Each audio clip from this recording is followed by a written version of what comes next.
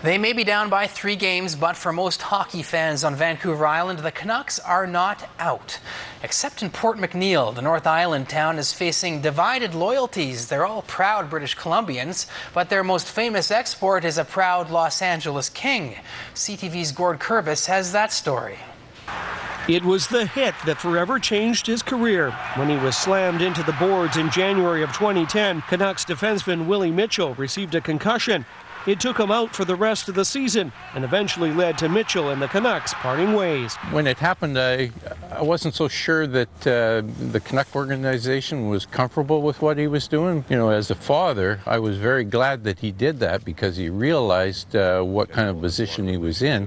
In the fall of that year, Mitchell was traded to the Los Angeles Kings. Today, Willie's father, REID, knows there is considerable interest about how his son is now doing battle against the Canucks.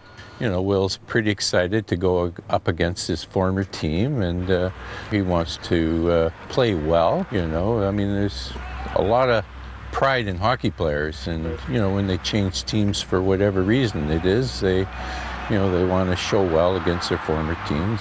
Port McNeill is where Mitchell grew up, learning to skate at the local sports center. The village's mayor remembers it all starting in this very corner of their new arena. Willie would be in the corner down at the back of the arena here with his dad, slapping a little puck around and just watching him. And I never did think I had a future NHL in my company, but I'm sure it's one of Willie's favourite boasts that he actually learned to skate with the mayor of Port McNeill. Back to Mitchell, takes the slap shot, scores! With a hometown hero now facing against BC's team, that's creating an interesting divide as to whether to cheer for Willie or the Canucks. I'd say most people feel the way that I do.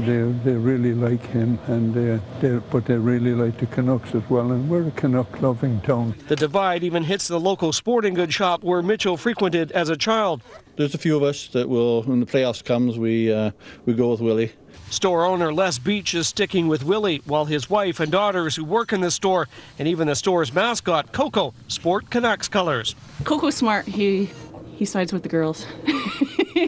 Regardless of whether it's the Canucks or Mitchell's Kings that make it past the first round, BEECH knows Mitchell will likely be back here in the off-season, picking up fishing supplies. That's why he's reluctant to share any of his favorite Willie stories. No, I'm not going to go there. Willie will be back to see me.